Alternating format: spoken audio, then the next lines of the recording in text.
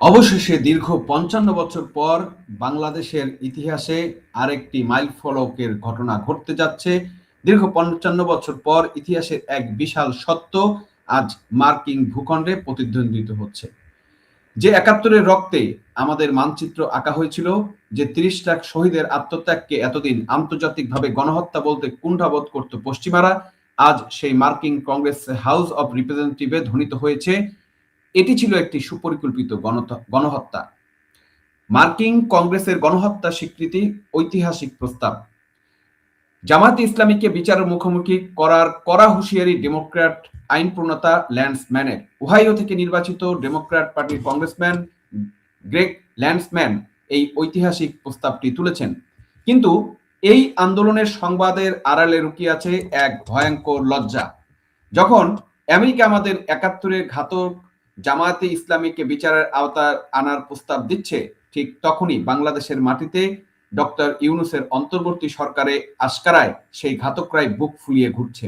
আজ আমরা তুলে ধরার চেষ্টা করব কি আছে সেই মার্কিন প্রস্তাবে, কেন ল্যান্সম্যান বলেছেন এটি জাতিসংঘের সংজ্ঞা অনুযায়ী গণহত্যা, আর কেনই বা নিউ ইয়র্কে রাজনৈতিক দল নেতা দিলীপ নাথ অভিযোগ করছেন যে জাতীয় সংসদে শোক প্রস্তাবের নামে ৭১-এর খুনিদের ভালো মানুষ সাজানোর চেষ্টা হচ্ছে। ভিডিওটি শেষ পর্যন্ত দেখুন।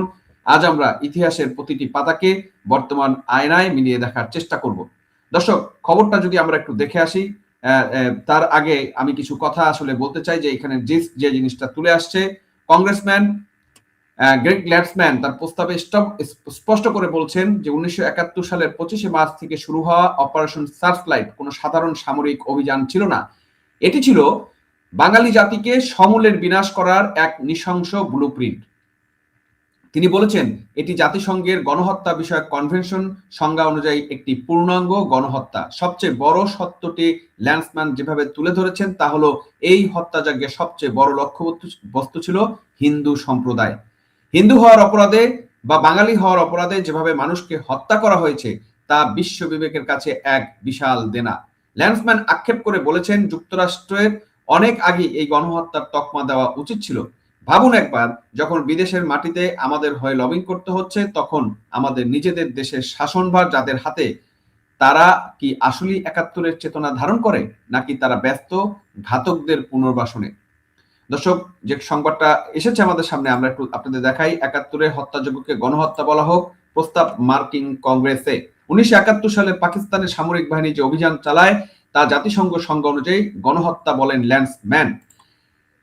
দেখেন দর্শক, ৭১ সালে যে হত্যাগুলো হয়েছে, যে নৃশংস, আমরা দুঃখজনক, আমরা জাতি হিসেবে অত্যন্ত লজ্জিত যে এখনো এই হত্যাগুলোকে গণহত্যা হিসেবে ইন্টারন্যাশনালি স্বীকৃত করানো হয় না, এবং কোনো সরকারই এই বিষয়ে সঠিকভাবে কাজ করেছে বলে আমার কাছে মনে হয় না। এমনকি আওয়ামী লীগও এইটাকে বিশ্বব্যাপী তুলে ধরে পাকিস্তান যে গণহত্যা করেছে সেটাকে কিন্তু বিশ্ববাসীর সামনে তুলে ধরে এই স্বীকৃতিটা কিন্তু অনেক আগে আনা দরকার ছিল।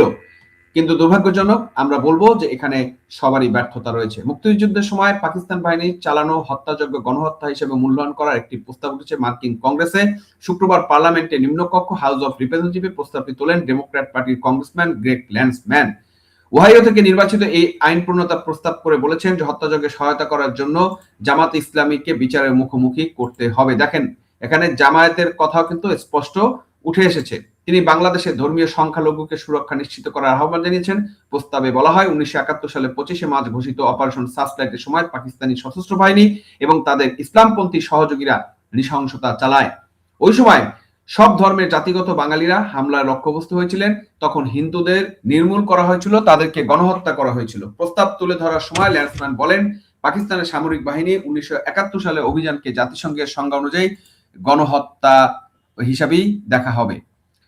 এই অভিযানকে যুক্তরাষ্ট্রের অনেক সময় গণহত্যার তকমা দেওয়া অনেক আগেই, এই অভিযানকে যুক্তরাষ্ট্রের অনেক আগেই গণহত্যার তকমা দেওয়া উচিত ছিল। বাংলাদেশের সংখ্যালঘু নির্যাতনের বিষয়ে গত ৯ ফেব্রুয়ারি ক্যাপিটাল হিলে একটি শুনানি হয়।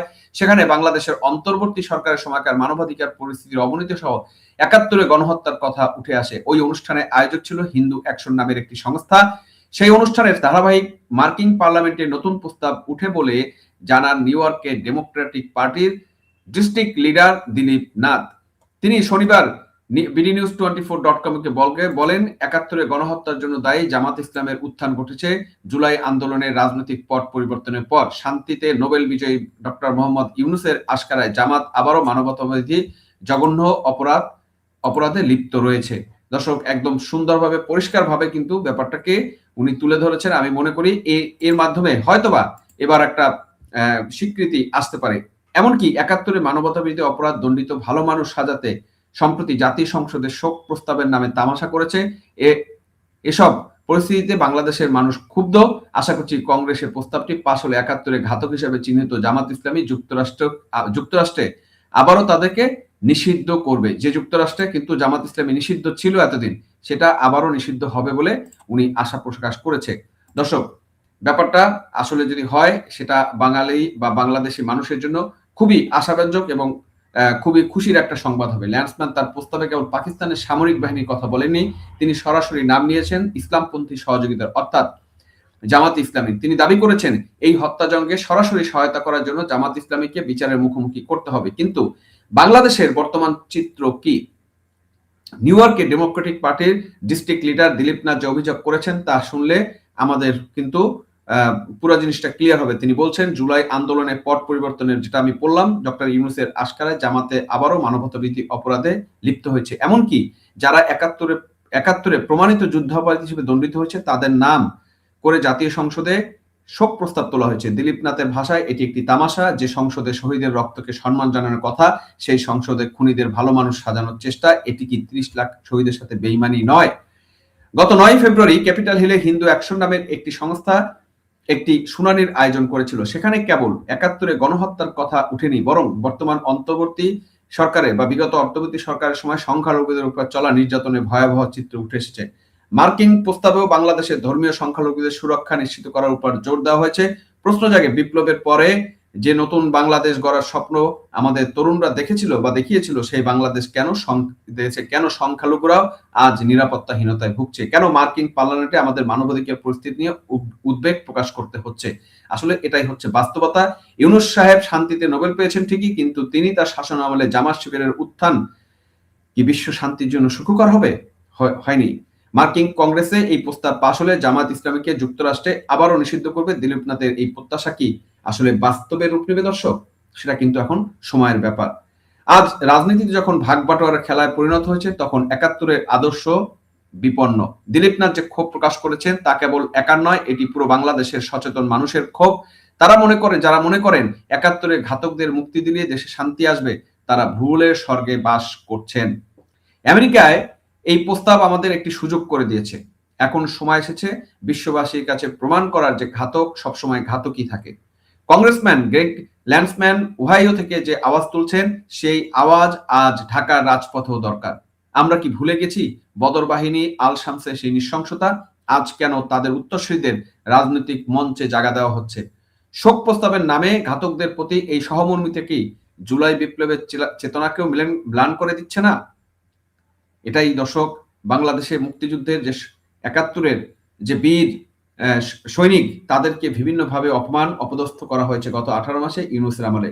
এবং ইউনূস যে এই রাজাকারদের গণহত্যাকারের সমর্থনকারী এবং এই রাজাকারদের পক্ষের একজন লোক এবং ৭১ বিরুদ্ধে, স্বাধীনতার বিরুদ্ধে একটা লোক, সেটা কিন্তু আমরা গত 18 মাসে আমাদের কাছে দিনের আলোর মতো পরিষ্কার হয়ে গেছে। এবং ইউনূসকে ভবিষ্যতে আসলে এর জন্য এমন কঠিন বিচারে যদি বেঁচে থাকে, আল্লাহর রহমতে যদি বেঁচে থাকে, ইউনূসকে এমন বিচারে মুখোমুখি করা হবে যেটা বিশ্ববাসীর কাছে একটা নিদর্শন হিসেবে থাকবে। এবং এমনও হতে পারে এই ইউনূসকে হয়তো শাহবাগের মোড়েই ফাঁসিতে ঝুলানো হতে পারে, কারণ সমস্ত রাজাকারদের বাপ হিসেবে সে আবির্ভূত হয়েছে। দর্শক, পরিশেষে বলতে চাই, ৭১ গণহত্যা কোনো বিতর্কিত বিষয় নয়, একটি ধ্রুব সত্য। মার্কিন কংগ্রেসে গ্রেগ ল্যান্সম্যানের এই প্রস্তাব আমাদের দীর্ঘ লড়াইয়ের একটা বড় বিজয়, কিন্তু এই বিজয় পূর্ণতা পাবে তখনই যখন আমরা আমাদের নিজের ঘরের ভিতর থেকে রাজাকারদের, প্রেতাত্মাদের তাড়াতে পারবো। আমরা চাই জামাত ইসলামীর মতো ঘাতক সংগঠনগুলো কেবল বাংলাদেশে নয়, সারা বিশ্বে নিষিদ্ধ হোক। আমরা চাই ডক্টর ইউনূসের সরকার ঘাতকদের আশকারা দেওয়া বন্ধ করুক এবং সংখ্যালঘুদের নিরাপত্তা নিশ্চিত করুক। ইতিহাস কাউকে ক্ষমা করে না, ইউনূস সাহেবকেও করবে না। শহীদের রক্তের ঋণ শোধ করতে হলে ঘাতকদের সাথে কোনো আপোষ চলবে না। দর্শক, আপনারা কি মনে করেন মার্কিন কংগ্রেসের এই প্রস্তাব কি বাংলাদেশে জামাতের রাজনীতিক কোনো পরিবর্তন আনবে? ইউনূস সরকারের সেই সব বিতর্কিত শোক প্রস্তাব বা এই যে তারেক রহমানের সরকারের যে বিতর্কিত শোক প্রস্তাব, আপনারা এটা কি আপনারা সমর্থন করেন? কমেন্টে আপনাদের মতামত জানাবেন। ভিডিওটি শেয়ার করে ছড়িয়ে দিন যাতে হোয়াইট হাউস থেকে বঙ্গভবন পর্যন্ত পৌঁছায় আমাদের কথাগুলো। সজাগ থাকুন, সত্যের সাথে থাকুন। আজ এ পর্যন্তই, দেখা হবে পরবর্তী কোনো ভিডিওতে অন্য কোনো বিষয় নিয়ে। ততক্ষণ ভালো থাকবেন এবং সুস্থ থাকবেন।